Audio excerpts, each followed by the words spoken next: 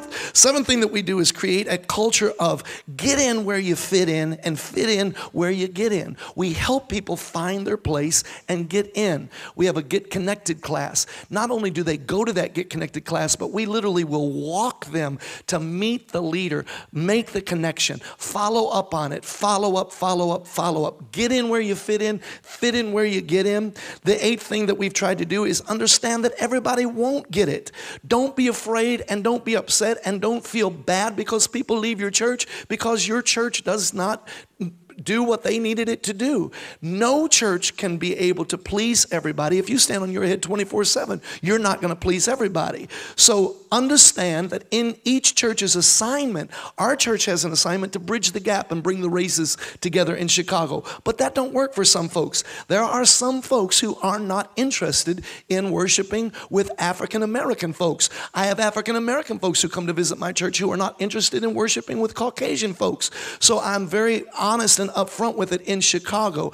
Each church has their own assignment, and you got to be okay with the fact some people will come and they'll love your church, and some people will go and bless them as they go. Let them find the church that fits in with their assignment or what they're feeling, and you focus on the things that you can do that make a difference in your community. Number 9, we learn and we teach our leaders all the time, don't give up. If people, if this is not where they're called to be, don't give up.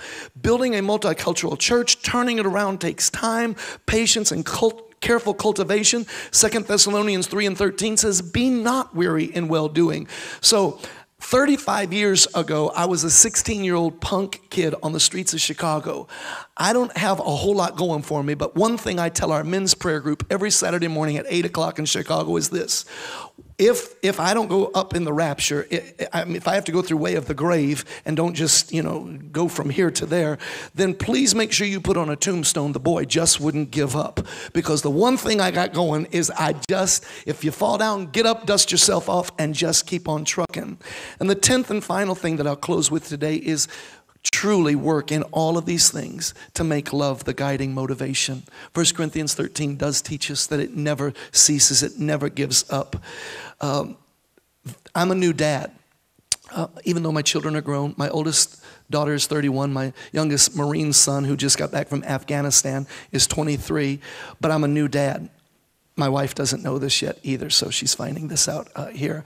No, not the kind of dad like you're thinking, but this past Sunday, a street kid in our church, who I didn't know was in our church, who has no parents that come to our church. He 13 years old, and he reminds me of what a little punk I was at that age. And one of our security people tracked me down and said, Pastor Dan, there's a kid that's just determined he's got to talk to you. He wants to meet you. And so I was in between those 4 services, and this little dirty 13-year-old kid, his clothes were dirty, hair was raggedy. And I went out into the hallway in between services, and I put my arm around him. I didn't know his name. He said to me, my name is Gabriel. And I said, what can I do for you? He said, I just wanted to meet you. I've been walking to church here and coming to church here for the last 3 weeks, and I just wanted to get to meet you. And they told me I couldn't meet you, so that made me want to meet you. And I said, do your mom and dad come here? He said, no, my mom's on drugs, and my dad died 4 months ago. And he's a little African-American kid. And I reached to hug him in my arms, and I said, you're always welcome here at the Lighthouse. And he looked up at me and he said, Mr. Pastor, he didn't know all the right terminology. Evidently nobody schooled him what to say. He said, Mr. Pastor, will you be my dad? And I said, sure, Gabriel. Why? He said, because you're the first person who hugged me since my dad died 4 months ago. So I have a new son. He's 13 years old, and he looks a lot different than I do. But a simple hug will probably have saved that kid's life. He's under my wing. I don't have all the gifts that some of you possess, but one thing I will never give up on, and I believe it turns every church around, is John 13:35. By this shall all men know You're my disciples if you have love one to another.